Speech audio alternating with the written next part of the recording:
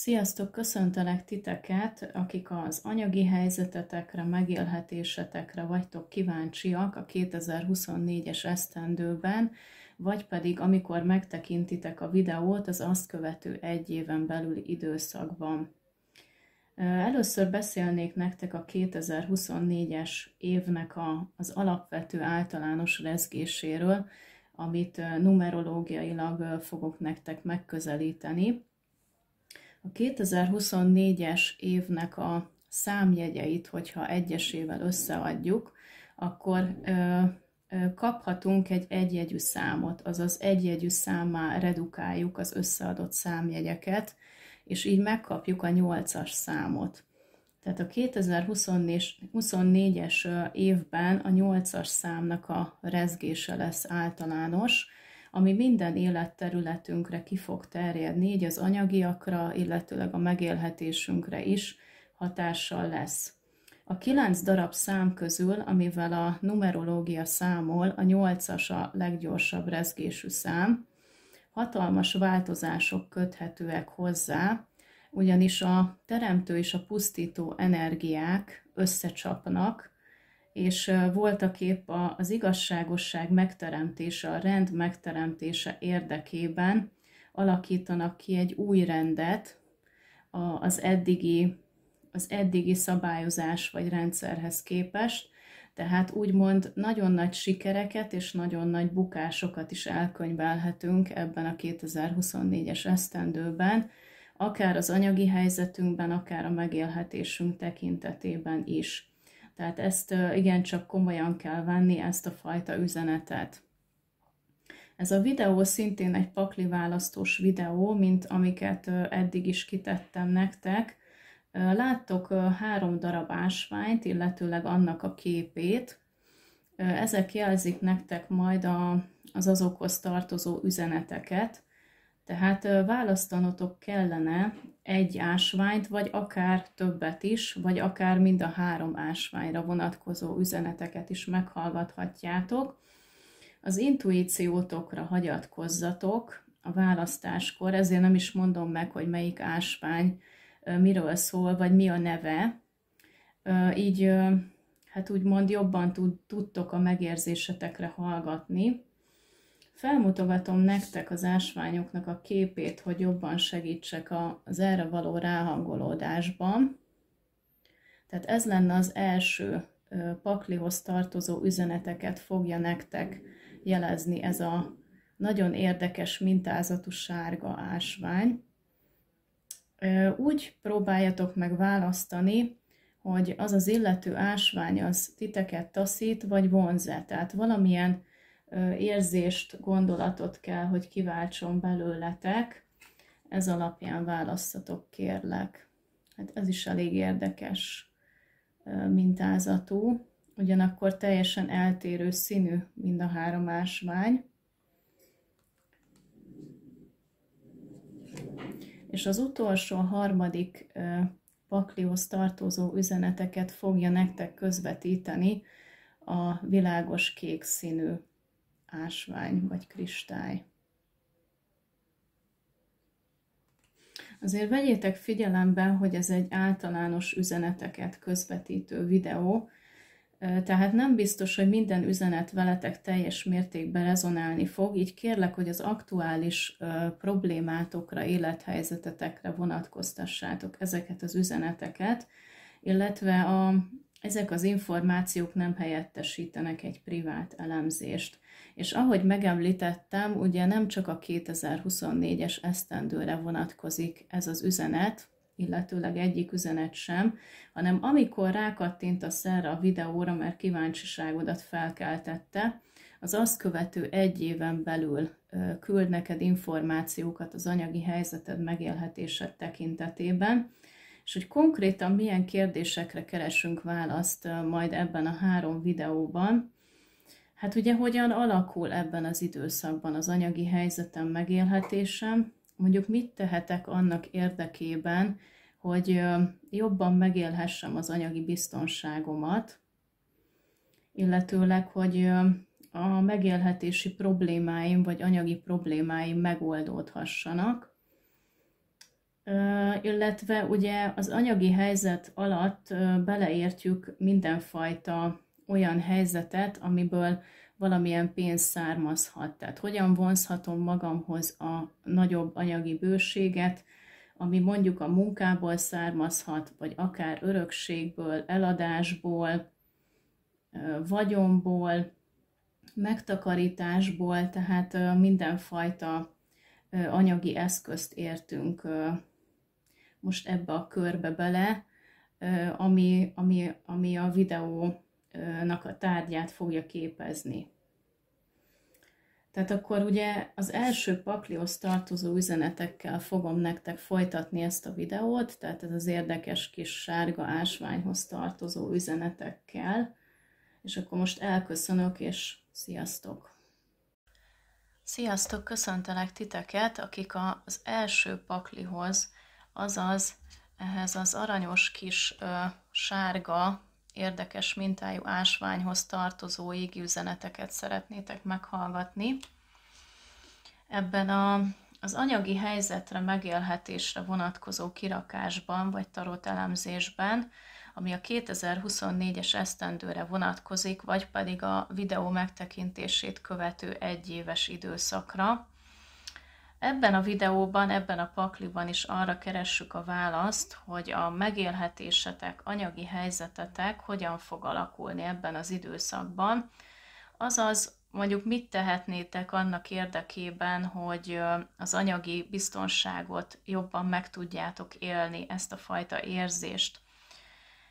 Vagy mit tehettek annak érdekében, hogy hát úgymond anyagilag stabilabbá váljatok, mondjuk ha anyagi problémáitok vannak, akkor hogyan tudjátok ezeket kezelni, megoldani.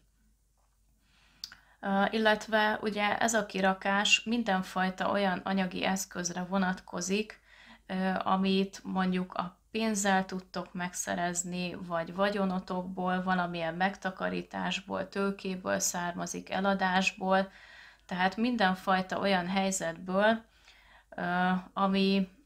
amiből pénz származik, tehát a videó ezeket a helyzeteket is érinti, vagy érintheti, hát nem minden egyes pakli, de most akkor nézzük ezt a paklit, amit ti választottatok.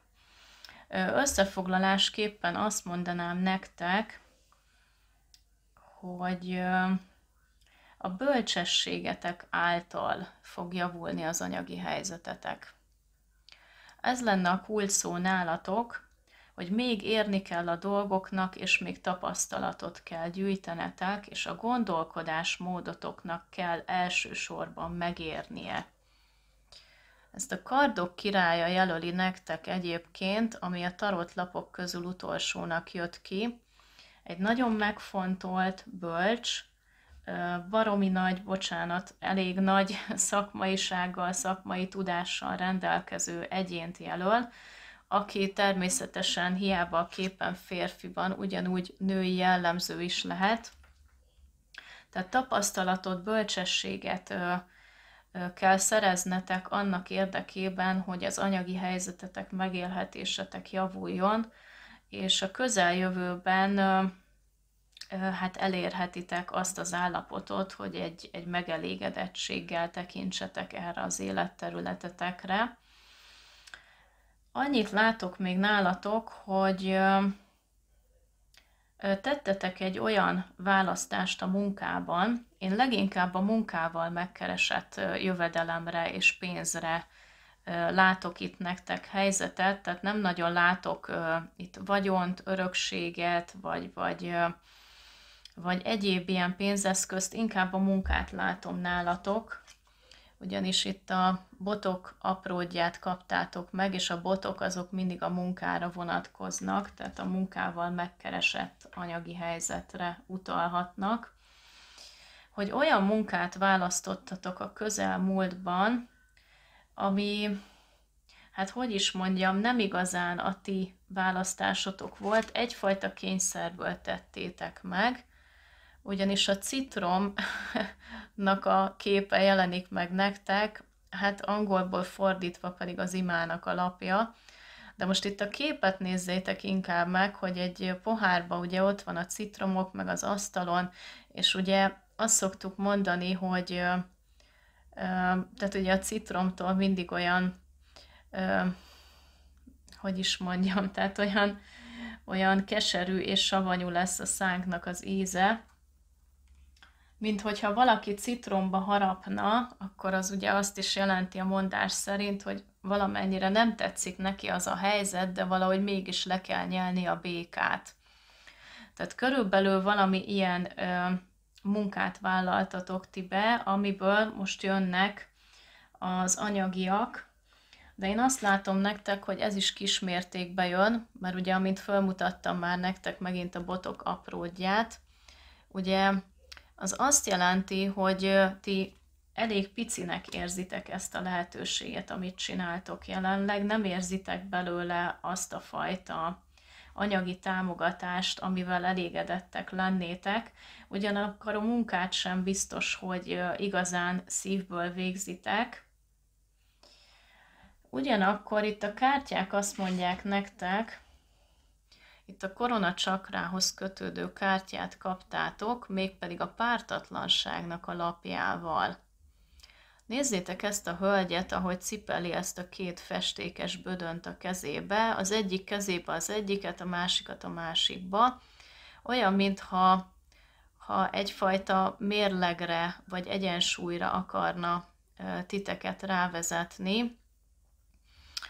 Én ehhez az eddigi történethez úgy tudnám ezt a lapot kapcsolni, hogy észre fogjátok venni egy idő után, hogy ez a tevékenység is, amit most végeztek, az is egy nagyon értékes és hasznos dolog. Tehát hiába mondjuk csak az egyik bödönt szerettétek volna választani, de a másikat voltatok kénytelenek választani, de ahogy az idő pereg, úgy észreveszitek, hogy mind a kettőnek megvan a maga értéke. Azt is, amit választottam kényszerből, és azt is, amit szerettem volna választani. Tehát érzitek azt a fajta egyensúlyt a kettő között, és én azt érzem, hogy ahogy ugye idősebbek lesztek és tapasztaltabbak, úgy rá fogtok jönni, hogy mégiscsak ez a döntés volt a jó, hogy ezt a munkát választottam, és maradok ennél, és anyagilag is akár még egy idő után elégedett lehetek e tekintetben. Azért még ez ellen küzdötök, ez ellen az elfogadás ellen, a kardok ötössel. Én azt látom, hogy még ott a munkahelyi helyzetetekben is lehetnek konfliktusok mondjuk a munkatársakkal, tehát lehetnek ilyen csatározások. Érzik a munkatársak rajtatok, hogy hát nem igazán ezt a munkát szeretnétek végezni, és vannak ilyen egóharcok, összecsapások köztetek, érzik rajtatok azt a fajta rezgést, hogy ezt ti olyan kényszeresen végzitek, mintha citromba haraptatok volna. Aztán még megjött lapnak nektek hát én azt mondanám, vagy úgy fordítanám, hogy minthogyha az időnek a pergése, ahogy telnek fölöttetek az évek, azt érzitek úgy, hogy minthogyha az idő az ellenségetek lenne, és ellenetek dolgozna. Érzitek, hogy ahogy eljár felettetek az idő, többet szeretnétek a tejbe aprítani, úgymond, tehát azért több anyagi eszközzel szeretnétek rendelkezni. Én azt mondom nektek, hogy az időt ne tekintsétek ellenségnek, mert akkor fog ellenetek dolgozni.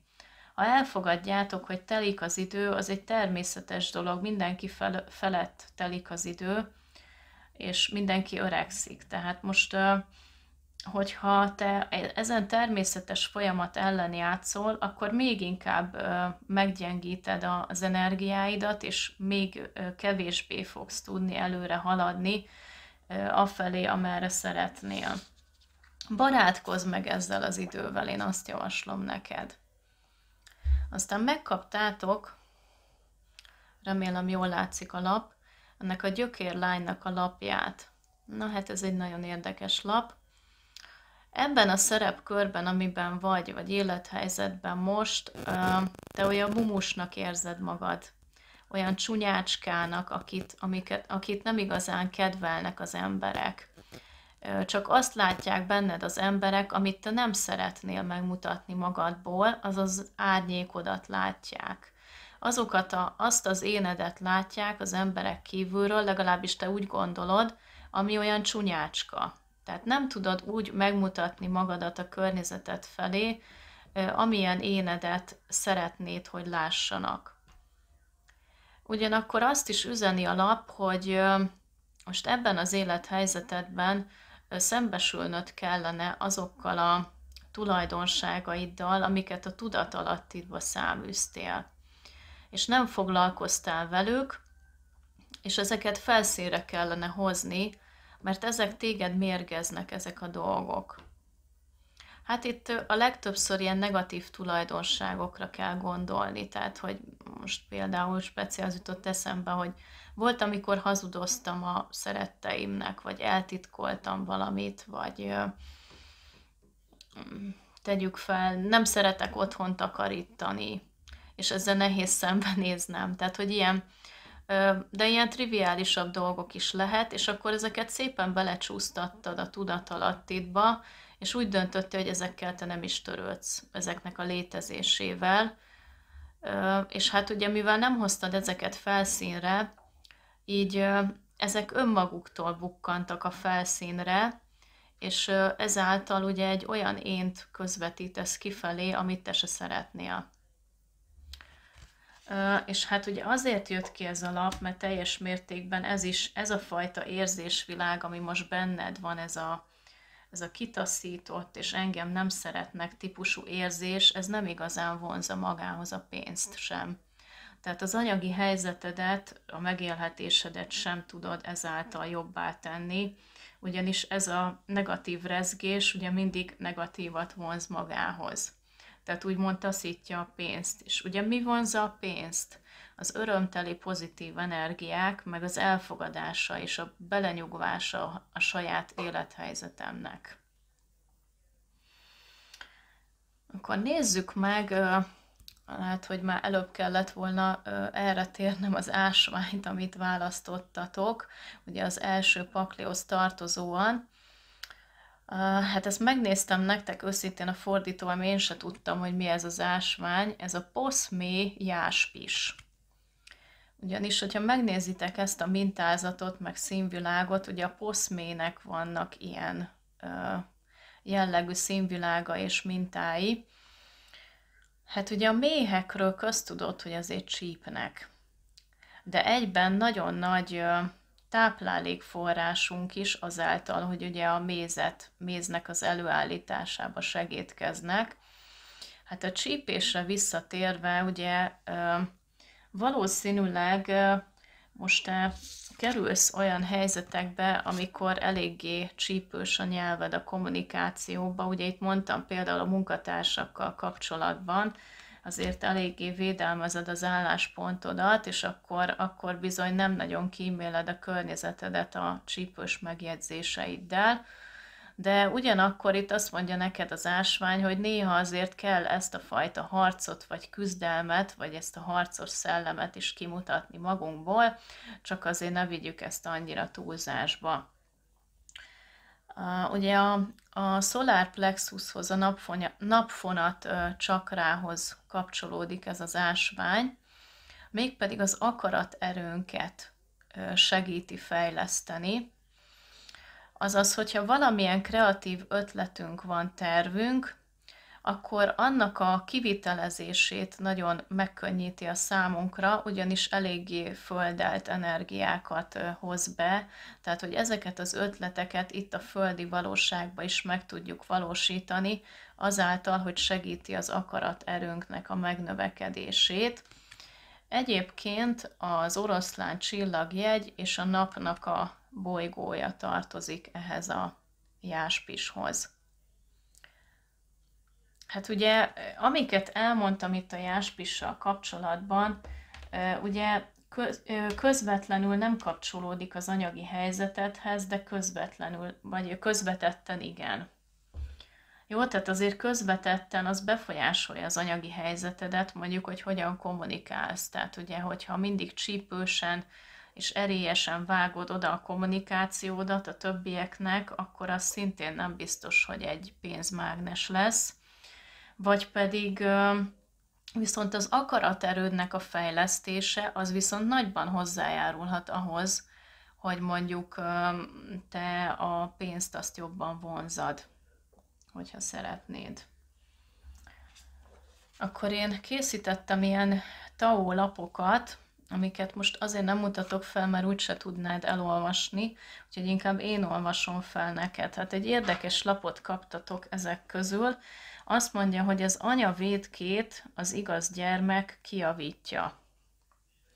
Azaz, ismerd fel az anyától örökölt rossz mintát, mely lehet a szeretet, a védelem túlzása, vagy annak hiánya, és szabadulj meg tőle. Önállótlanságodat okozta, hogy nem szakadtál el a fészektől. Ez nem biztos, hogy mindenkivel rezonál ez a helyzet, de ugye azt akarja felvázolni, amikor az anyagi helyzetedet, megélhetésedet, és hát valószínűleg más életterületedet is befolyásolja az, hogy nem tudtál még a szülőkről, többek között az anyáról leválni teljes mértékben. Lehet, hogy például a szüleid, köztük az anyukád még támogatja a te anyagi megélhetésedet, és nem vagy emiatt úgymond kicsit függőbb helyzetben vagy. Illetve ugye mondja ott az anya esetében, hogy ugye a rossz családi minta lehet, hogy amikor túlzott szeretetet, védelmet nyújt, és ezáltal magához láncol, tehát a saját önállóságodat nem tudod kialakítani, és így az önállóan megállok a két lábamon anyagilag helyzetet sem biztos, hogy meg tudod oldani. Vagy pedig a szintén rossz családi minta lehet az anya vagy a szülők részéről, amikor ugye nem a megfelelő szeretetet, vagy nem adnak megfelelő szeretetet, vagy pedig egyáltalán nem kapsz tőlük szeretetet, akkor a szeretetnek a hiánya okozhat egy rossz mintát, és ez szintén az anyagi megélhetési helyzetedre kihatással lehet. Tehát ezt kellene felismerni, megváltoztatni, azaz azt javasolja a lap, hogy próbálj meg leszakadni a szülőkről, különösen az anyáról, és megpróbálni a saját két lábadon anyagilag megállni. Ez nem olyan egyszerű ebben a helyzetben, az biztos, de valahogy el kell kezdeni az ezzel kapcsolatos előkészületeket is. Akkor megkaptátok még az ellentétek vonzzák egymást lapot. Hát ugye tudjátok, hogy ez nem egy szerelmi kirakás vagy tarot elemzés, mert inkább ahhoz passzolna ez a lap, de azért az anyagi helyzettel is összefüggésbe lehet hozni, mégpedig ugye a tekintetben, hogy ugye mondtuk ott a kristálynál, ennél a jáspisnál, amit választottatok, hogy vannak új ötletek bennetek, ilyen kreatúrák, amiket ugye, ha az akaraterőtöket fejlesztitek, akkor véghez tudjátok vinni. Ezek jelentenek egyfajta csábítást nektek, amik vonzanak titeket az ismeretlen felé, felé az új dolog felé, amit jó lenne kipróbálnotok. Ugye itt most inkább a munkára tudok célozni ezzel, tehát hogy valami olyan új tevékenységbe belekezdeni, és azzal pénzt keresni, ami titeket csábít, vagy vonz. De ugye megemlítettem, hogy nálatok viszont nagyon azt érzem, hogy ennek a csábításnak ellen fogtok tudni állni, és mégis el fogjátok fogadni azt, amiben jelenleg vagytok, azaz ezt a citromszerű helyzetet, amit még a citromba haraptam, érzésvilágával éltek meg. Azaz nem igazán kedveltek a jelenállás szerint. Aztán megkaptátok még a templom útját. Ez arra hívja fel a figyelmeteket ez a lap, hogy a lelketek az maga egy templom. Tehát a lelketek egy szentély. És minden fajta más dologhoz képest, mondjuk az anyagi helyzetemhez, a párkapcsolatomhoz, a egyéb fontosságú dolgaimhoz képest, ez a legfontosabb. A lelkemnek az ápolása, a lelkem szentségének a megőrzése. Tehát erre érdemes azért figyelmet szánnotok, hogy hiába az anyagi helyzetedre kérdeztél, de érezned kell, hogy valahogy a lelked szerint kellene helyesen cselekedjél ebben a helyzetben. És a lelked igazándiból már megadta a választ, hogy hogyan kellene cselekedjél majd, és a későbbiekben rá is fog állítani téged erre a pályára. Mégpedig a lelked üzeni azt, hogy lehet, hogy az a citrom mégsem olyan rossz, mégis el tudom fogadni a citromot, és abból tudok egy nagyon jó életet teremteni magamnak. Valamennyire ezt mondja neked a lelked. Tehát összefoglalásképpen azt mondanám nektek, akik ehhez a poszmély jáspishoz tartozó üzeneteket választottátok, az első paklit, hogy olyan helyzetben vagytok, hogy én egy munkából származó jövedelmet, anyagi helyzetet látok nálatok, tehát nem egy örökség, nem egy eladás, vagy megtakarítás, vagy hasonló, hanem ti megdolgoztok a pénzért.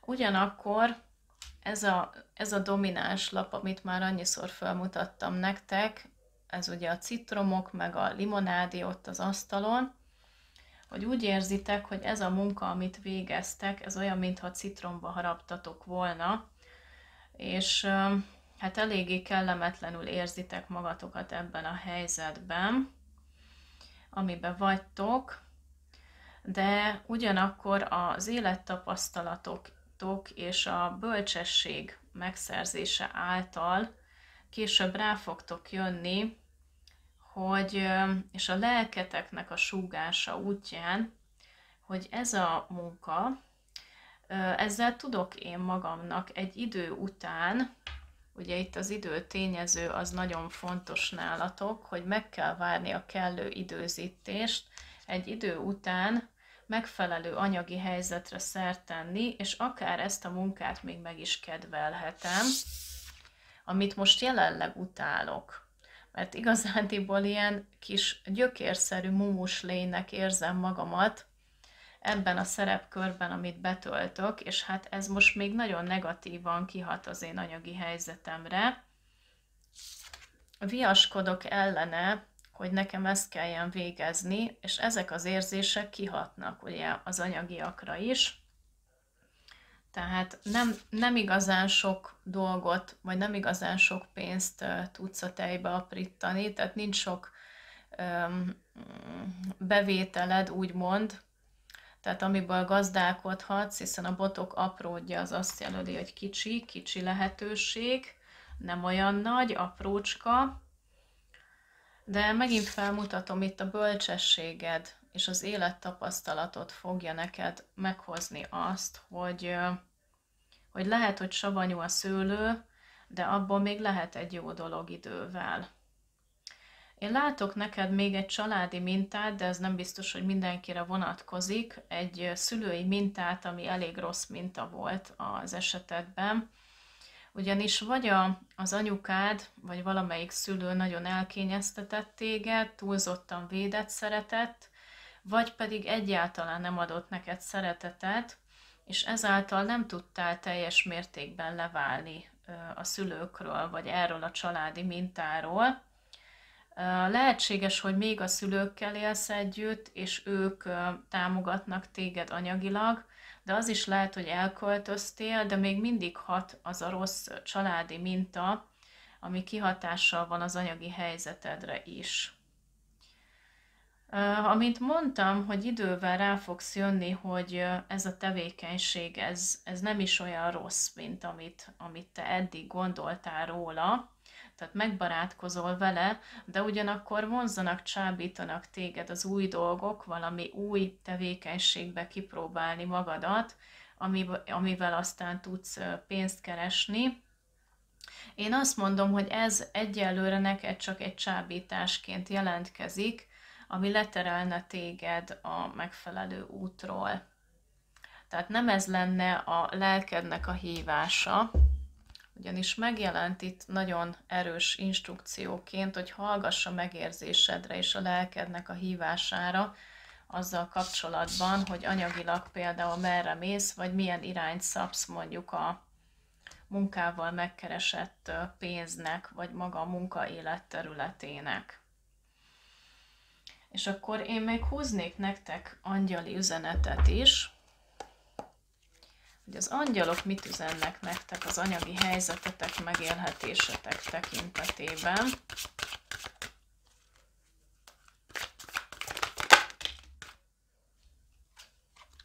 Megkaptátok a diadal szekérnek a lapját elsőként.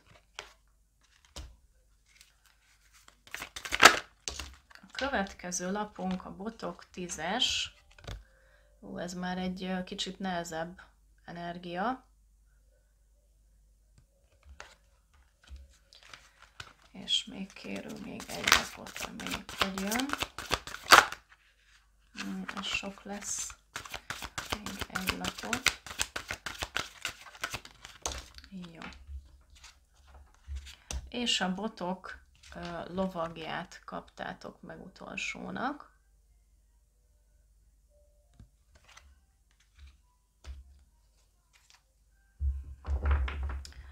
Itt az angyal kártyákból annyi látszik, hogy nagyon vehemensen és nagyon gyors megmozdulás, megindulás történt hát inkább a közelmúltban, és itt én megint a munkát érzem, mert 2 darab botoklap jött ki nektek, ami szintén a munkával megkeresett anyagiakra utalhat, hogy nagyon belemozdultál, belelendültél a munkába. Én itt azt érzem, ami hogy is mondjam, tehát az a munka, amit most jelenleg végzel, és amit a citromba harapott helyzetként végzel, tehát amit nem igazán szeretsz csinálni, és ez a botok 10-esből le is jön, hogy egyfajta ilyen kényszerrabszolga munkaként végzed, és ez nagyon nagy megterhelést jelent rád nézve lelkileg és fizikailag is egyaránt, olyan, mint a hamupipőke, amikor válogatja ki nem is tudom, ezt most nem tudom jól megfogalmazni, a rossz szemeket a rosból vagy a babból, tehát körülbelül ilyen munkának éled meg azt, amit végzel, de ugyanakkor nagyon nagy energiabefektetést teszel ebbe a munkába. Ezt a botok lovagja is bizonyítja neked, hogy tüzesen, szenvedélyesen elindultál e tekintetben, de valahogy nem érzed magad ebben a szituációban jól, tehát neked ez nem tetszik, jelenállás szerint. De azért mondtam, hogy azért ott súgnak neked, hogy igen, egy idővel bölcsebbé válsz, és el fogod tudni fogadni, hogy ez nem is annyira rossz. Ez a babszem válogatás, meg fogod látni benne a szépséget egy idő után, és akár még anyagilag is jól jössz ki ebből a helyzetből. Hát köszönöm szépen, hogy meghallgattátok az első paklihoz, azaz ehhez a jáspishoz tartozó üzeneteket. Hogyha meg szeretnétek hallgatni a másik 2 ásványhoz tartozó üzenetet is, akkor ezen videó alatti időbélyegre kattintva azt megtehetitek. Hogyha tetszett a videó, akkor kérlek lájkoljátok, iratkozzatok fel az Életünk Labirintusa Tarot csatornára, amelyet Facebookon is megtalálhattok. Köszönöm szépen, hogy meghallgattatok, és folytatom a második paklihoz tartozó üzenetekkel. Sziasztok! Sziasztok, köszöntelek titeket, akik a második paklihoz tartozó égi üzeneteket szeretnétek meghallgatni, azaz ehhez a lila ásványhoz vagy kristályhoz köthető üzeneteket a megélhetésetek, anyagi helyzetetek tekintetében a 2024-es esztendőre, vagy pedig a videó megnézését követő 1 éven belüli időszakra. Azért vegyétek figyelembe, hogy ez a tarot elemzés egy általános üzeneteket közvetítő videó, tehát bizonyos üzenetek fognak veletek rezonálni, más üzenetek viszont más személyekre vonatkoznak, tehát próbáljatok meg kiindulni a saját élethelyzetetekből, problémátokból, és arra vonatkoztassátok ezeket az üzeneteket. Még röviden arról, hogy itt a 2-es pakli tekintetében is milyen kérdésekre keressük a választ. Ugye arra keressük a választ, hogy ebben az időszakban hogyan alakul majd az anyagi helyzetem, megélhetésem, hogyha vannak anyagi jellegű problémáim, azok megoldódhatnak-e, vagy mit tegyek annak érdekében, hogy ezek megoldódjanak. Illetőleg, hát ugye minden olyan anyagi eszközt értünk most az anyagi helyzet tekintetében, amiből pénz származik. Azaz mondjuk a munkával megkeresett jövedelmet, a vagyon tekintetében, vagy megtakarítások, vagy az öröklési helyzetek is ide sorolhatóak, illetőleg mondjuk valamilyen szerencsejátékból szerzett jövedelem, vagy anyagi eszköz is ide sorolható, tehát ennek a videónak a tárgya. De akkor összefoglalásképpen először elmondanám nektek pár mondatba, hogy akik a 2-es paklit választottátok, nektek mi lenne az üzenet az anyagi helyzetetek, megélhetésetek tekintetében. Itt én 2 szituációt látok felvázolódni a ti esetetekben. Az első, amit valószínűnek tartok, vagy valószínűbbnek, mint a második esetkör, az egy öröklési helyzet, amiben én úgy látom, hogy te leszel az örökös. Egy illető valószínűleg gondolom a rokonod, tehát inkább valami törvényes öröklésről lehet szó, vagy pedig végrendelkezésről. De hát lehet, hogy inkább végrendelkezés, jó? Tehát inkább ezt az opciót látom. Tehát a végrendelkezés folytán valamilyen ismerősöd, rokonodtól fogsz örökölni egy nagyobb összeget. Ugyanis, hát majd végigmutatom külön-külön a lapokat, de kaptál egy ilyen kártyát, és a többi lap is utal arra, hogy lehet, hogy valamilyen haláleset történt a környezetedben. És hát téged mutat, úgymond, olyan illető személynek, aki egy nagyobb pénzeszköz birtokolhat, vagy úgymond egy vagyonosabb illető személynek látszol itt te, aki, hogyha férfiként nézed, akkor ugyanúgy rád is vonatkozhat ez a videó, annak ellenére, hogy ugye egy hölgyet látsz a képen. Ez az örökösödési eljárás tekintetében én annyit látok, hogy az illető személy, akitől örökölsz, az végrendelkezett, és a végrendeletében téged jelölt meg örökösnek. De azért itt voltak bizonyos problémák, tehát azért ugye a többi illető személy is lehet, hogy igényt tartott volna erre a vagyonra, és hát itt a Tao lap azért utal arra, hogy a konfliktusokat föl kellett oldani, és te akkor teszel jól, hogyha nem bocsátkozol ezekkel az emberekkel harcba.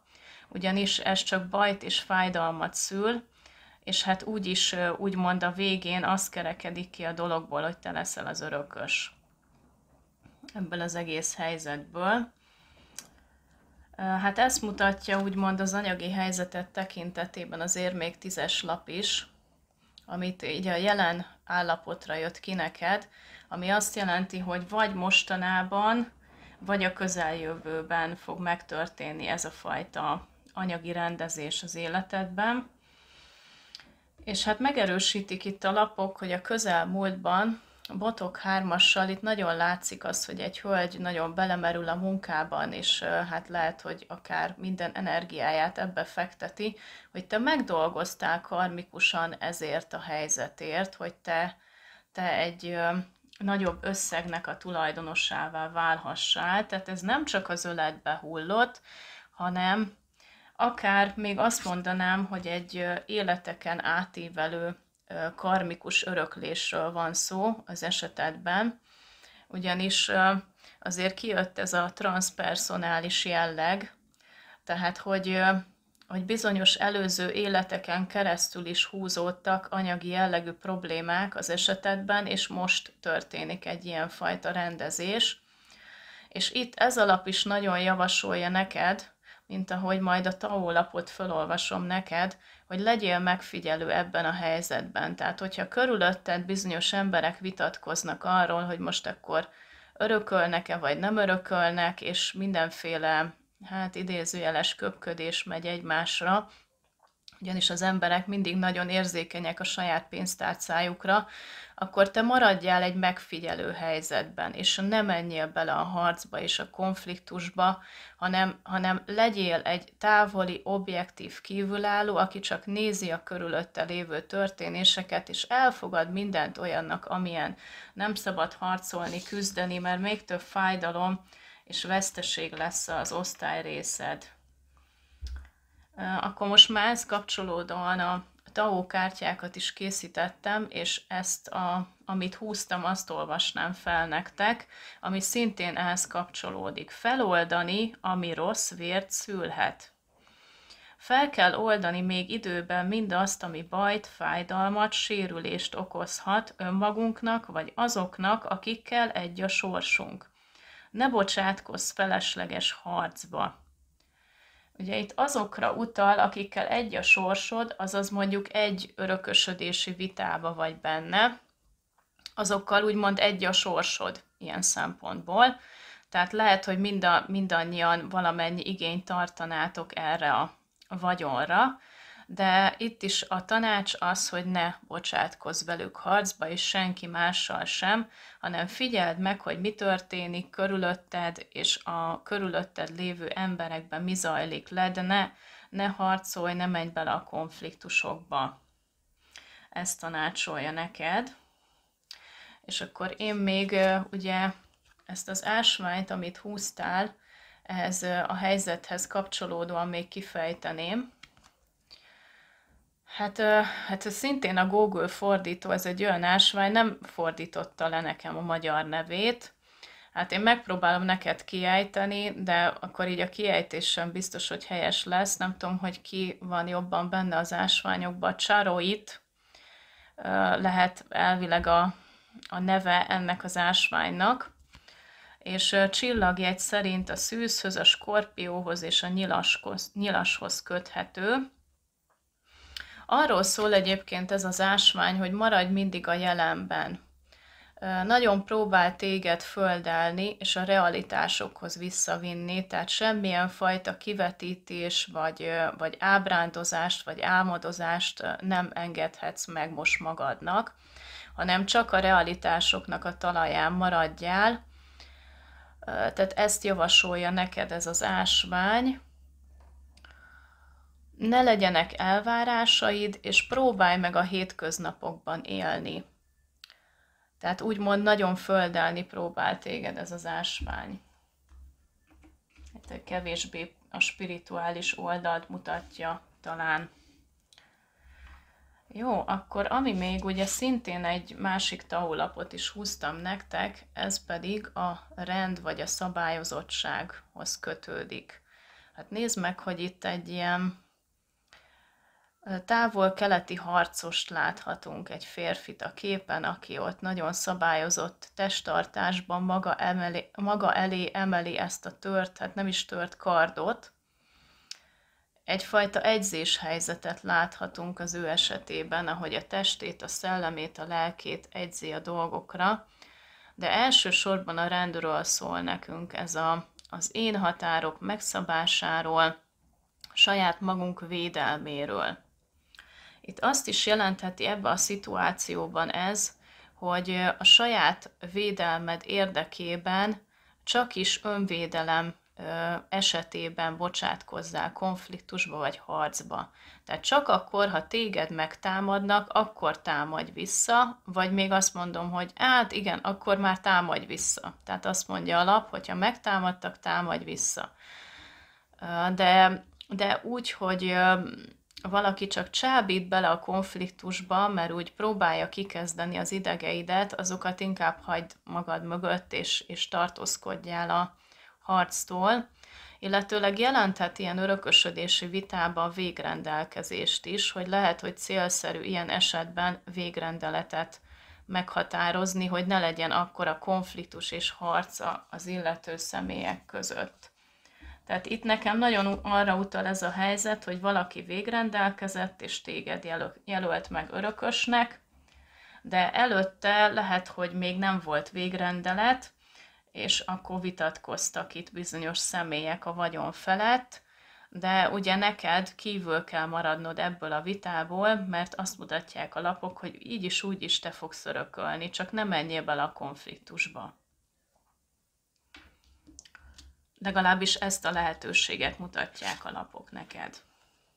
Akkor ami még orákulum lapok közül kijött, az igazándiból bármerre, amerre a szél fúj. Hát ez azt mutatja neked, itt a kis szélkakas is fölül van a hölgynél, hogy ugye kapcsolódva ahhoz, amit az ásvány mondott nekünk, ez a csaroit, ha jól ejtettem, amit választottatok, hogy éld meg a jelen pillanatot, ne akarsz semmit se szabályozni, irányítani, csak menj, amerre a szél visz, menj az áramlással. Én ezt most ebbe a szituációba úgy érzem neked, hogy fel fog szabadulni, amikor ez a pénzösszeg neked meg fog érkezni. És azt fogod érezni, hogy igazándiból bármit csinálhatok, bárhova mehetek, felszabadultam, nincsenek kötöttségeim, tehát egyfajta szabad érzelmi állapotba tudsz kerülni, és jobban rá tudsz hangolódni az áramlásra. És arra fajta érzés állapotra, hogy én nem kontrollálok semmit magam körül. Jó, és igen, ezt a lapot nem mutattam még fel nektek, az utolsó tarotkártya lapot, a Botok királyát nektek, ezt a közeljövőre mutatja. Tehát valószínűleg, amikor ezt a pénzösszeget megkapod, akkor utána egy Botok királya habitusba kerülsz, azaz egyfajta olyan embernek fogod érezni magadat, aki tudja irányítani, koordinálni azt a pénzt, ami megvan neki, és ő szabályozza, ő osztja be, tehát úgymond voltaképp akármit megtehet vele cselekvés szintjén, és valószínűleg ezt bele fogod te forgatni valamilyen tevékenységbe. Tehát mindenképpen valami olyat érzek, hogy valamit cselekedni fogsz ezzel a pénzzel. Tehát mondjuk nem csak beteszed a bankba egy megtakarításként, hanem valami olyan tevékenységbe fogod forgatni, amit te nagyon hasznosnak tartasz, ami iránt egyfajta szenvedélyes lelkesedés, tüzes lelkesedés fűz téged, és te leszel konkrétan ennek az összegnek a kezelője, kizárólagosan, tehát ezt látható itt a Botok királyánál nálatok. És akkor említettem, hogy egy másik helyzetet is körvonalazhat nektek ez a kirakás, azért azt is elmondom. Ez egy munkahelyi szituációból eredő előléptetés, vagy egy nagyobb mértékű jutalomnak a megszerzését is jelezheti. Tehát nem egy öröklés, nem egy vagyon. Hát erre utalhat nektek a Botok 3-asnak a lapja, ugye a tarotkártyák közül, hogy keményen dolgoztál a múltban azért a nagyobb összegért, amit itt az érmék 10-es jelöl nekünk, hogy hát azért lesz mit a tejbe aprítani, ugyanis az érmék 10-es az a anyagi helyzet tekintetében egy top állapotot jelöl. És hát ugyanígy érvényes ide a Botok királya nekünk erre a helyzetre is, úgymond te fogod ezt a nagyobb összeget, jutalmat, előléptetést, vagy akár még látszik az is, hogy valami vezetővé léptetnek elő téged, tehát nem is alkalmazotti előléptetés, hanem te leszel több embernek az irányítója, és ezt te nagyon jól fogod érezni magadat ebben a szerepkörben, mert most megvalósíthatod a szenvedélyedet, a saját akaratod szerint irányíthatsz embereket, persze igazságosan, és őszintén, tisztességgel beleteszed magad ebbe a pozícióba. Tehát még ezt a helyzetet is jelölheti.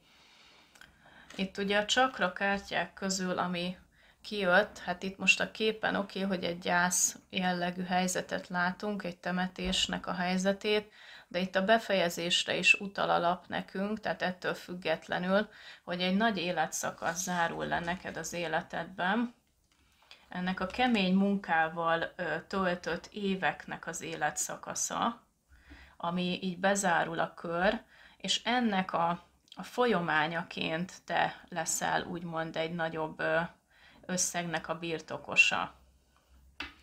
Aztán ugye szintén, amit még előzőleg mutattam, hogy nagyon szabadnak és függetlennek fogod érezni magadat ebben az időszakban, amikor ennek az összegnek lehetsz a birtokosa.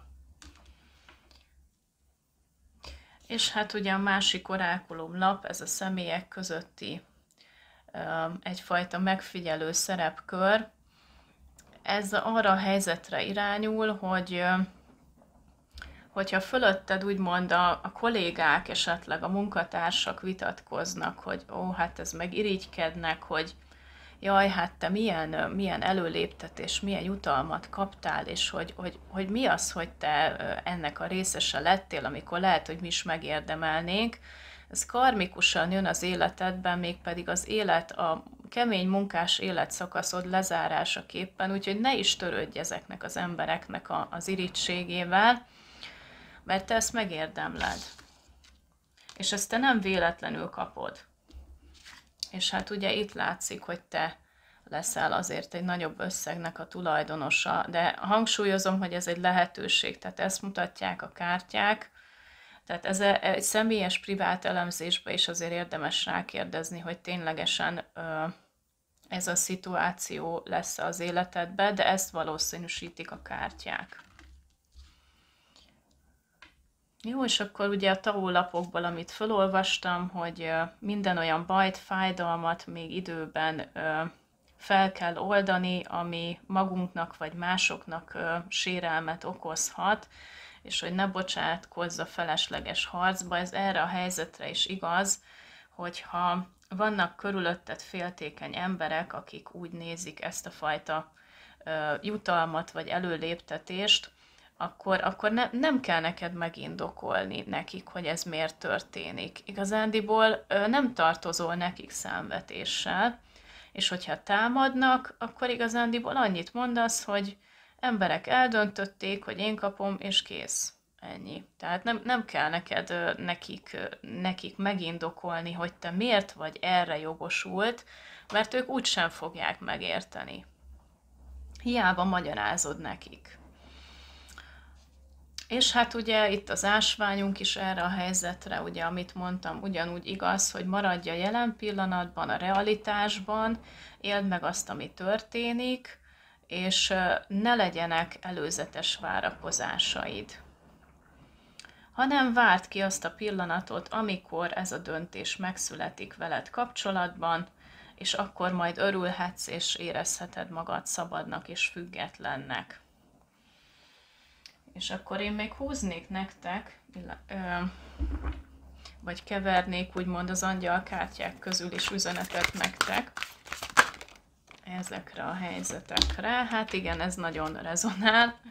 Ugye valamilyen álmod megvalósul, valamilyen kívánságod a kelyhek 9-essel, amikor ugye megdörzsöljük azt a tipikus kívánság lámpát, mint az Aladdin, és akkor előbújik a dzsinn, és teljesíti 3 kívánságunkat, hát ebben az egyik kívánságod az most teljesül.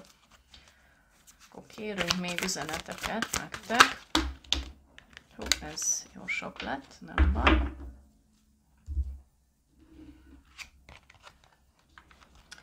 Aha. Aha. Jó, nagyon jók jöttek egyébként. A Kelyhek lovagja esett ki legközelebb.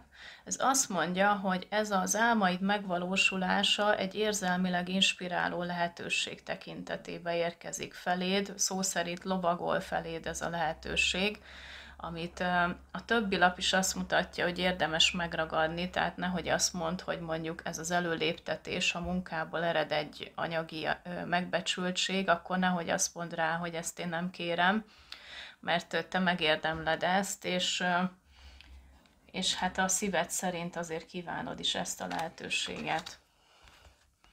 Aztán megkaptátok még az uralkodó, a császárnak a lapját, a 4-es tarotlapot. Hát én azt látom ezzel, hogy az életetek így egy elég jó rendeződésnek az időszakába lép. Mint ahogy hangsúlyoztam nektek, hogy rendet csinálni az életetekbe, a szabályokat, a kereteket meghatározni. Azt is jelöli ez a császár, hogy ezután majd tudod koordinálni, irányítgatni a saját dolgaidat, akár az anyagi helyzetet tekintetében is te leszel az uralkodó, az irányító személyiség. Mondjuk, hogyha egy munkahelyi előléptetés keretébe kapsz pénzösszeget, akkor mondhatjuk azt, hogy te vagy a vezető, azaz te irányítod az embereket, mint egyfajta uralkodó. A kardok királya pedig hát egyértelműen, hogyha még ugyanez a második helyzet áll fenn, hogy munkahelyi előléptetés, akkor itt egy vezetői pozíciót látunk. A kardok királya az egy szakmailag elismert, és úgymond egy presztízsel rendelkező személy, aki nagyon erősen logikus gondolkodásmódú, tehát ilyen racionális alkat. Tehát úgymond ezzé válhatsz ezáltal a történés által, vagy előléptetés által. Ha pedig ugye az öröklési helyzetre vonatkoztatjuk, akkor szintén mondhatjuk, hogy ezzel egy álmod teljesül, vagy hát ezáltal az összeg által tudod majd az álmodat megvalósítani, akár valamilyen tevékenység formájában, amiben végre belekezdhetsz ezzel a pénzösszeggel. Nagyon boldog leszel, amikor ez a lehetőség megérkezik, és úgy érzed, hogy majd az életedet rendbe tudod ezzel tenni, és végre tudod kezelni az anyagi helyzetedet, hiszen te leszel a kulcsember, az az irányítója ennek a szituációnak. Köszönöm szépen, hogy meghallgattátok a második paklihoz, azaz a lila csaroit, ha jól ejtem ki, ásványhoz tartozó üzeneteket. Hogyha meg szeretnétek hallgatni még a másik 2 videóhoz tartozó elemzést is, akkor ezen videó alatti időbejegre kattintva azt megtehetitek. Hogyha tetszett a videó, akkor kérlek lájkoljátok, iratkozzatok fel az Életünk Labirintusa Tarot csatornára, amelyet Facebookon is megtalálhattok. Még egyszer köszönöm szépen, hogy meghallgattatok, és akkor folytatom a harmadik paklihoz tartozó üzenetekkel. Sziasztok! Sziasztok! Köszöntelek titeket, akik a harmadik paklihoz tartozó égi üzeneteket szeretnétek meghallgatni. Ebben az anyagi helyzetetekre, megélhetésetekre vonatkozó tarot elemzésben a 2024-es esztendőre, vagy pedig a videó megnézését követő 1 éven belüli időtartamra vonatkozik majd ez az üzenet a számotokra. Azaz ti választottátok ezt a kék ásványt, amit mindjárt fel is fedek előttetek, hogy ez milyen ásvány, hogyha így magatoktól nem jöttetek esetleg rá, mert lehet, hogy van köztetek olyan, aki eléggé otthon van az ásványokban. Vegyétek figyelembe azért, hogy ez egy általános tarot elemzés, tehát bizonyos információk fognak veletek rezonálni, de más információk más személyekre vonatkoznak. Tehát kérlek az aktuális helyzetetekre, problémátokra vonatkoztassátok az üzeneteket, amiket majd hallani fogtok. Tudjátok, én mindig egy kisebb fajta összefoglalással szoktam kezdeni az üzeneteket, hogy jobban értsétek, hogy mire gondolok, vagy mire akarok kiukadni, és aztán egyesével magyarázom el nektek a lapokat.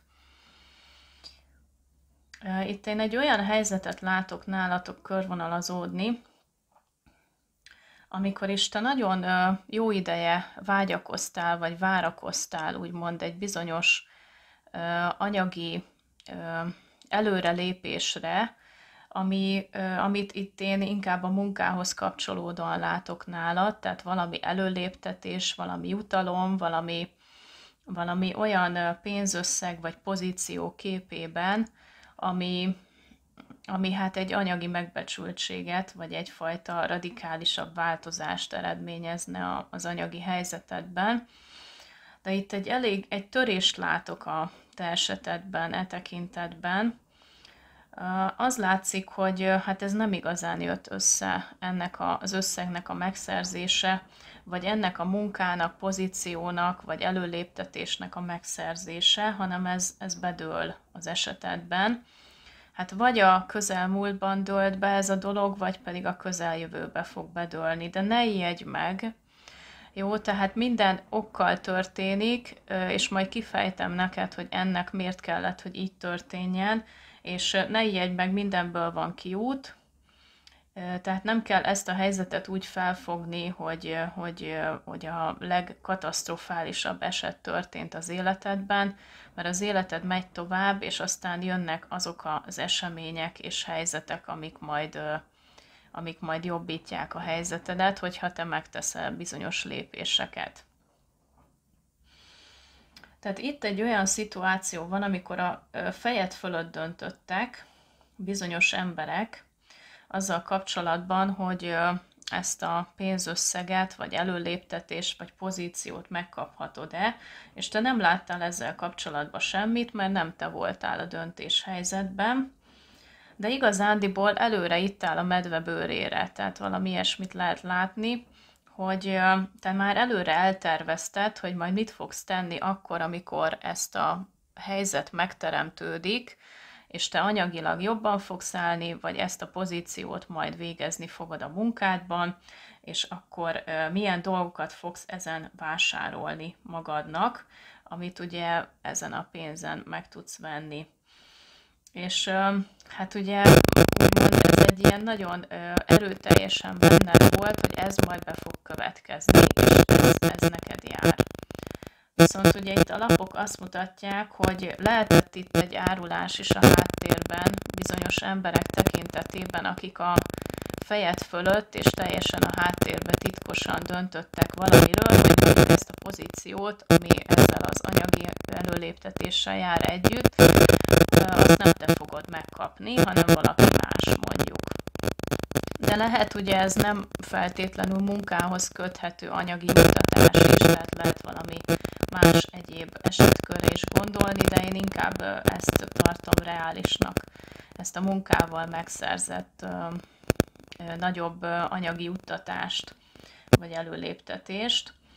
Valaki mást jelöltek ki helyetted arra, hogy ezt az összeget megkapja, és hát nem köntörfalazok, azért ez téged nagyon negatívan érintett, vagy pedig fog érinteni, attól függ, hogy már megtörtént, vagy megtörténik ez a dolog. Tehát benned valószínűleg minden összetörik, mint amikor, majd megmutatom a lapokat, nagyon érdekes, 2 darab tükörlapot is kaptál, amin a tükör összetörik. Tehát belülről teljes mértékben a padlóra fogsz kerülni valószínűleg, ami nagyon az egódnak azt szolgálja ez az egész helyzet, hogy valamennyire az egód az lejjebb kerüljön.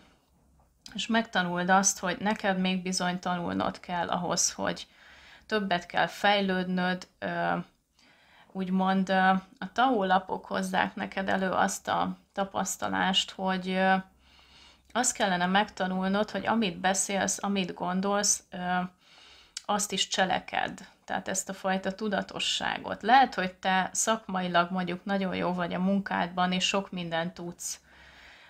Viszont ugye amilyen információkat átadsz, nem biztos, hogy annak megfelelően is cselekszel.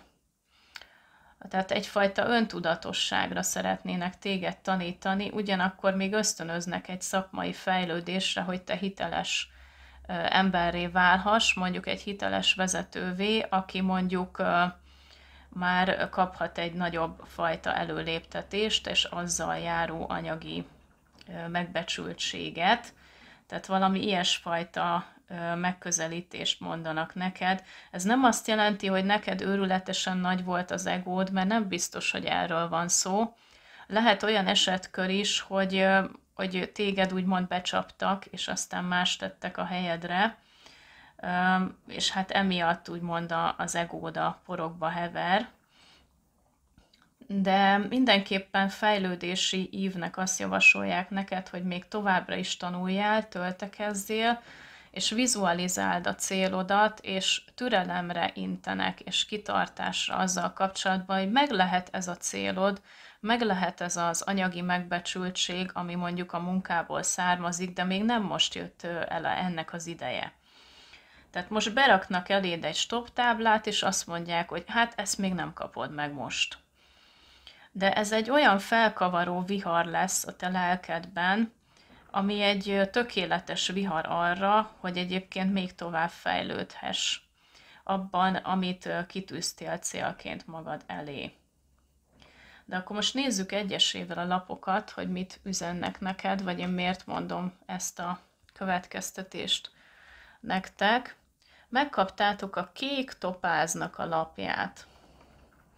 A kék topáz az voltaképp nagyon a naphoz kötődő, naphoz, mint bolygóhoz kötődő ásvány, ugyanis a nap energiájából nyeri az erejét, tehát képes úgy ragyogni olyan meleg fénnyel, mint a nap, és hát nagyon segíti nekünk a céljainknak a vizualizációját. Erre serkent minket, hogy képzeljük el azt a célt, azt a törekvést, amit el szeretnénk érni, akár napjában többször is vizualizálhatjuk ezt a fajta célt, érezzük át azt, amikor már a zsebünkben van ez a dolog, amit szeretnénk elérni, és egyfajta meditációval minden nap próbáljuk meg ezt gyakorolni, mert ez nagyon sokat segít nekünk abban, hogy ténylegesen el is tudjuk érni ezt a célt.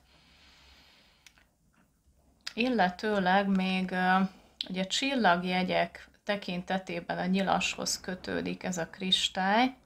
Ja igen, és a tudás szomjunkat elégítsük ki, tehát nagyon ösztönöz minket a további tanulásra.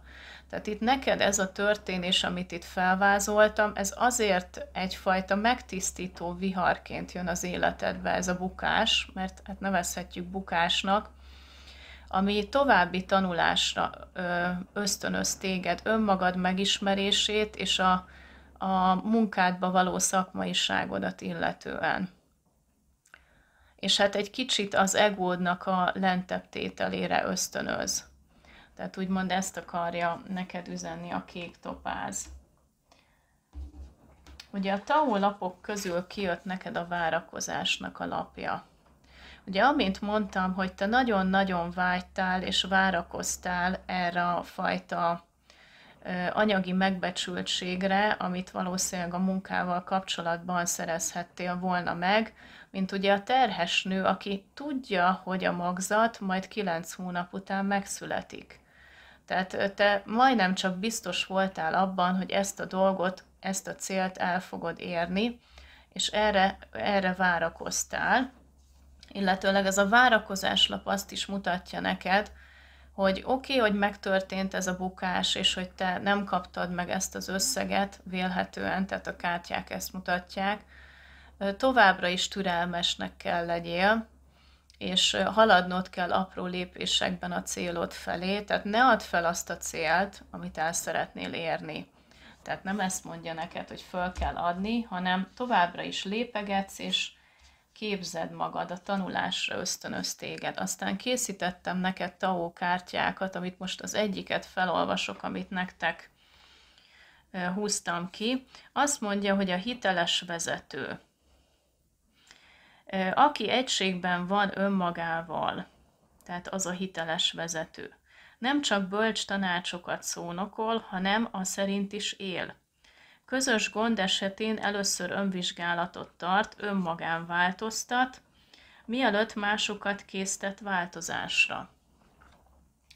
Tehát itt egyértelműen neked azt mondják, hogy az öntudatosságodat kell növeljed. Tehát amit én gondolok és mondok, az szerint cselekszem. és nem fordítva, nem ellentétesen. Tehát erre a fajta tanulásra akar téged ösztönözni, hogy sokkal tudatosabban viselkedjél, és ezáltal lehetsz egyfajta munkádban egy hiteles vezető személyiség, amihez már társulhat egy nagyobb anyagi megbecsültség. Hát és ugye ezt a idézőjelesen gyönyörű áruláslapot is megkaptátok, ami hát itt úgymond azt jelenti, hogy itt a pénzes batyut is fogja a kezében az illető személy, hogy hát itt a ti pénzetekkel játszottak bizonyos emberek. Ez jelölheti azt, hogy valamilyen külső személyek követtek el veletek kapcsolatban egy árulást, egy eltitkolást, egy hazugságot, tehát ott a háttérben mesterkedtek a ti pénzeteket érintően, de jelölhet egyfajta önbecsapást is. Tehát azt is jelentheti ebben a helyzetben, hogy ti várakoztatok erre az anyagi megbecsültségre, amit már szinte borítékoltatok, hogy a tietek lesz, és ez volt egyfajta önbecsapás az életetekben, hogy ennyire elhittétek, hogy az már szinte a zsebetekben van az a pénz, ami szerintetek nektek jár. Tehát ez a két esetkör van, tehát hogy vagy más személyek mesterkedéseképpen nem kaptátok meg azt, amit szerettetek volna anyagilag, vagy pedig magatokat hitegettétek azzal, hogy ez már szinte a tiétek. Aztán itt van egy elutasítás lap. Hát ez is kétfélét jelölhet.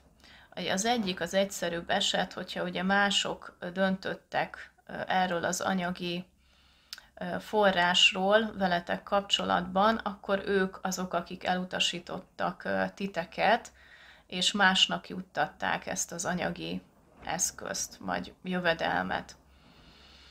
Ugyanakkor azt is jelentheti, hogy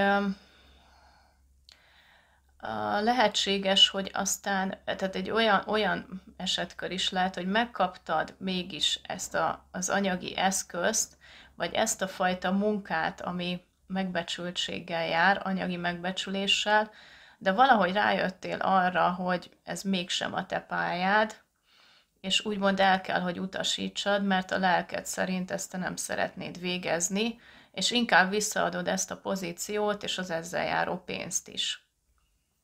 De én hangsúlyozom, hogy lehet, hogy inkább az első esetkört tartom racionálisabbnak, vagy logikusabbnak, tehát, hogy téged utasítottak el más személyek, ugyanis itt a tarot kártyát majd oda is kitérek, ott a kardok 8-ast kaptad meg, és ez nagyon illusztris ez a lap, ugyanis ugye itt látunk egy kezet fogó embereket, miközben nekünk be van kötve a szemünk, össze van kötve a kezünk, és ott van a 8 darab kard körülöttünk, tehát hogy mi nem látunk tisztán a tekintetben, hogy más emberek megegyeznek a mi helyzetünkről.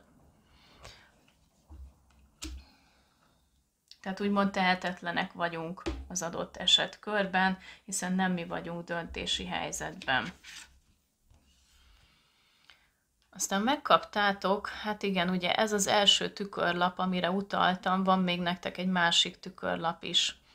Ugye láttok egy ilyen Mona Lisához hasonlító hölgyet, legalábbis a tekintete egy minimálisan megközelítő, olyan, mint a Mona Lisa lenne az öltözéke is, de nem ez a lényeg, hanem hogy látjátok, hogy ott a mellkasánál, minthogyha ez az egész hölgyemény egy üvegből lenne készítve, valami színes üvegből, és valaki betörte, vagy egy darabot kiszakított ott a mellkasából.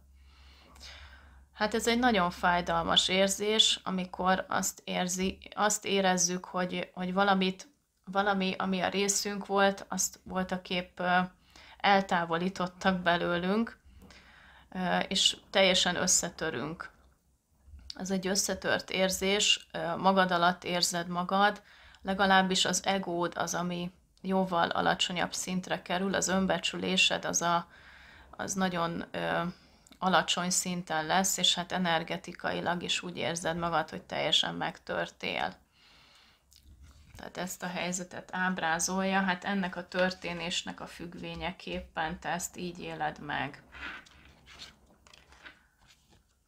Hát aztán a következő lapunk szintén egy törött tükör, tehát ezért mondtam, és azt mondja neked, hogy ego sublimáció. Tehát, hogy itt ez a fajta törésnek lehet az is az oka, hogy neked az egódat szerették volna az égiek egy parányival lentebb tenni, mert lehet, hogy túl elbizakodottá váltál. Ugye, amit említettem, hogy már szinte a zsebedben érezted ezt az összeget, vagy ezt az előléptetést, vagy jutalmat, vagy akármilyen anyagi eszközt, tehát annyira várakoztál rá, hogy tudtad, hogy ezt te meg fogod kapni, és teljesen biztos voltál benne. De hát az égiek úgy döntöttek, hogy inkább egy tanulást adnak neked ehelyett, egy fejlődési lehetőséget, amivel akár még nagyobbra emelkedhetsz. Tehát megvan annak a lehetősége, hogy mondjuk ennél az anyagi szintnél akár magasabbra is emelkedhetsz, vagy olyan munkát szerezhetsz, ami sokkal jobban hozzá tartozik, és így az anyagi eszközeid is jobban fognak alakulni. Nem ezt a helyzetet szánták neked, amire te vágytál. Tehát nem a szabad akaratod, az egód szerint történnek a dolgok, és hát meg kell tanulnod ezt a helyzetet is önmagadba kezelni. Azt mondják még neked, hogy ez egy tökéletes vihar volt, ami felrázzon téged. Azt mondják, hogy közel kerültél a viharnak a magjához, amikor úgy érzed, hogy a hurrikának a közepén vagy, és hát teljesen tehetetlen vagy, tehát engedned kell ennek a sodrásnak, ahogy a hurrikán téged felkap, vagy tovább visz, és biztos, hogy nem olyan helyre fogsz kerülni, ahol még eddig voltál, hanem valami teljesen más helyre fog téged röpíteni, valószínűleg más emberek, más közösség, más szituációkat fogsz megtanulni ezáltal a tapasztalat által, nem azt, amit eddig tanultál. És hát ehhez elég nagy bátorságra lesz szükséged, hogy újból nekiinduljál, és valami új kezdetet indítsál, ahhoz képest, mint amihez eddig ragaszkodtál.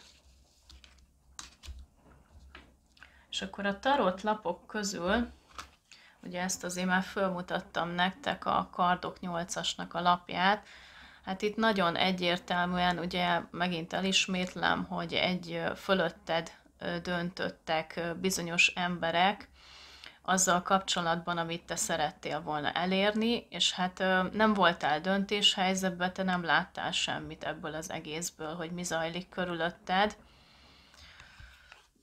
Itt most a Kardok 8-as vélhetően ezt jelenti neked. A Kelyhek 9-essel, hogy amit említettem, hogy már nagyon a zsebedben érezted ezt a jutalmat, vagy előléptetést, vagy anyagi forrást, és hát a boltban már nézelődtél a tekintetben, hogy akkor még majd mit vásárolj ezen hát még azt mondom, hogy pulykapénznek is lehet nevezni ezt a dolgot, és hát már eltervezted, hogy mit szeretnél kezdeni ezzel az összeggel, mondjuk amihez hozzájutsz. És hát a Kardok 3-assal ez jött ki neked a közeljövőre, hogy hát mintha a szívedbe tördöfnének. Ugye itt is eléggé találó a kép. Hát lesz egy időszakod, amikor úgy magadba fogsz zárkózni emiatt. És hát úgy senkivel nem nagyon szeretnél találkozni, mert ezek az indulatok, dű és méreg benned, ezeket valahogy önmagadban kell feldolgozni, hogy ne vetítsd ki a környezetedre ezeket az energiákat.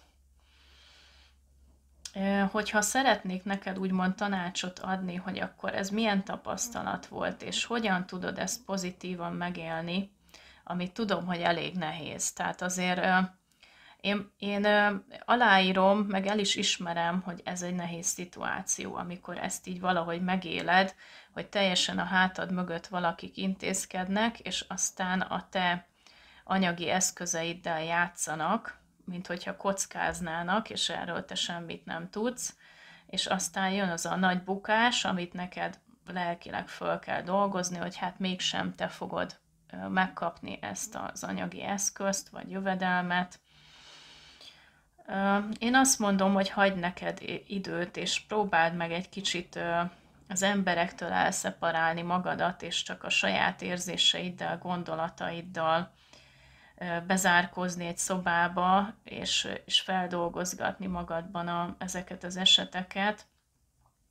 Hogyha megérted azt, hogy az égiek miért adták neked ezt a tapasztalatot, akkor könnyebb lesz tovább lépned.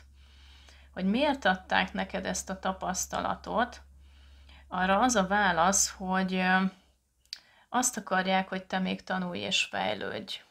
Tehát, hogyha megkaptad volna ezt az összeget, amire te vágytál, akkor ott lett volna az életedben egy megtorpanás a fejlődésedben, és valószínűleg maradtál volna egy stagnáló szinten, ami a személyiség fejlődésedet illeti, és ezt ők nem akarták. Ők azt akarták, hogy te még igenis türelmesen várakozzál, vizualizáld a céljaidat, kitartással, apró lépésekbe lépegessél előre, fejleszd magadat, akár ugye a személyiségfejlődésedben, akár mondjuk a munkában, a szakmai részben, és váljál hiteles vezetővé. Ugye hiteles vezetővé akkor válhatsz, hogyha tudatosan cselekszel. Tehát amit te gondolsz, amit te mondasz, azt voltaképp az szerint is cselekszel. Tehát ugye például a szavaidat nem ütik meg a cselekedeteid, és fordítva. Tehát nincsenek ellentmondások a gondolatok, a szavak és a cselekvés között.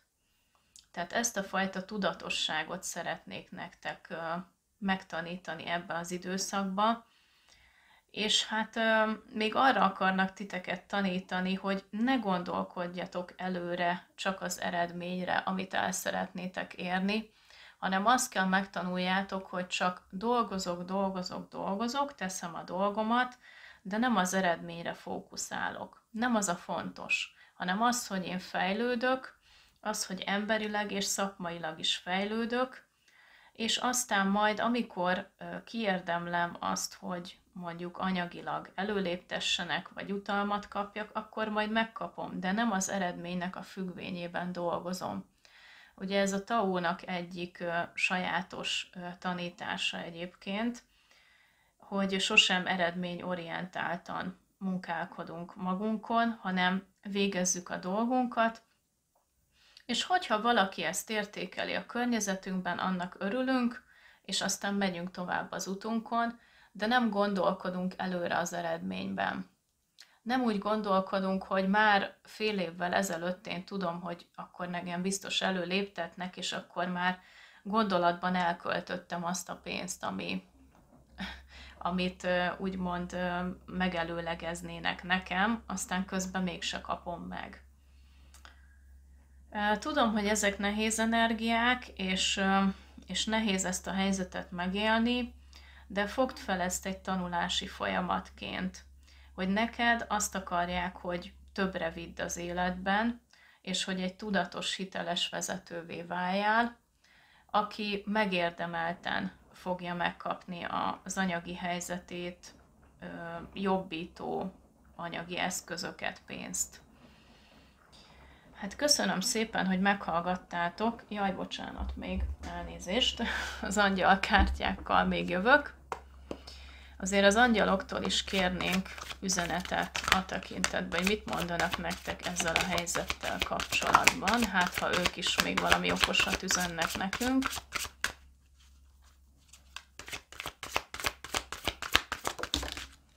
Igen, meg is kaptuk az elsőt, az igazságszolgáltatásnak alapját. Hát igen, egy döntéshelyzetet jelöl.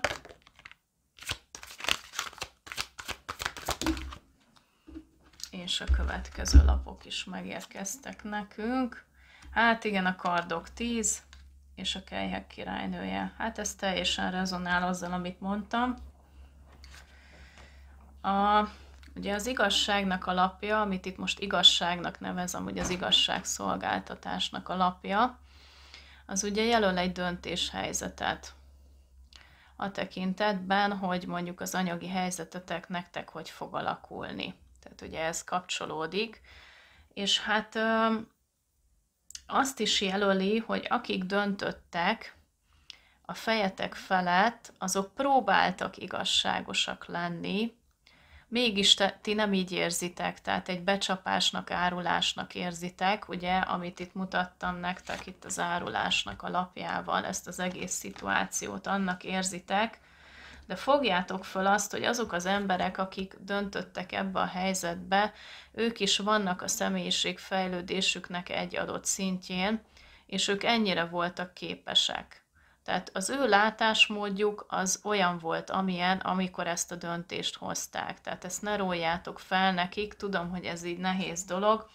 Próbáltak igazságosak lenni, még hogyha ezt te nem is érzed, hogy azok lettek volna. A kardok 10-esnek a lapja ugye jelöli ezt a törést, ezt a befejezést. Tehát úgymond hát jelölheti ezt a idézőjeles kudarcot is, amit te megélsz, hogy úgymond leköszönsz a porondon. Ugye itt látunk egy balerinát, aki ugye az előadásnak a végén meghajol. Itt még azt is jelölheti neked egyébként, hogy még egy elbocsátáshoz is kapcsolódhat ez az esetkör. Tehát, hogy te úgymond végig úgy gondoltad, hogy téged mondjuk a próbaidőn belül megtartanak ezen a munkahelyen, és már úgymond gondolatban azon gondolkodtál, hogy majd hogy folytatod itt ezen a munkahelyen az életedet, és akkor mégis úgy döntöttek, hogy akkor nem téged választanak, és ezt is megélheted egyfajta kardok 10-es állapotként, vagy befejezésként, ami elég fájdalmas. Befejezést vagy lezárást jelöl, de a kelyhek királynője az egy nagyon pozitív lapként kijön neked, hogy ez a lehetőség, ez a helyzet kínál neked egy olyan lehetőséget, hogy jobban megértsd az érzelmeidet, és hogy megtanuld őket irányítani és koordinálni, mint ahogy ezt a kelyhek királynője teszi, aki ezt nagyon éretten tudja megtenni. Ezt a fajta tanulási helyzetet is adja neked ez a megélés. Tehát, hogy tanuld meg a kelyhek királynőjét, és fogadd el ezt a helyzetet olyannak, amilyen, aki egy nagyon bölcs megértéssel és egy ilyen nőies, befogadó energiával rendelkezik. Ezt kellene neked is tenned ebben a szituációban. Még hogyha férfiként nézed is, akkor is jelölheti ezeket az energiákat neked, ugye ezt a befogadó, passzív karaktert, aki elfogadja a dolgokat olyannak, amilyen, és nem küzd ellene. Tehát egyfajta yin energiát jelöl. Hát köszönöm szépen, hogy meghallgattátok a harmadik paklihoz, ez a kék topázhoz tartozó üzeneteket. Ha meg szeretnétek hallgatni a másik 2 videót is, akkor ezen videó alatti időbélyegre kattintva ezt megtehetitek. És hát, hogyha tetszett a videó, akkor kérlek lájkoljátok, iratkozzatok fel az Életünk Labirintusa Tarot csatornára, melyet Facebookon is megtalálhattok. Még egyszer köszönöm, hogy meghallgattatok, és várlak titeket a következő videókban is majd. Sziasztok!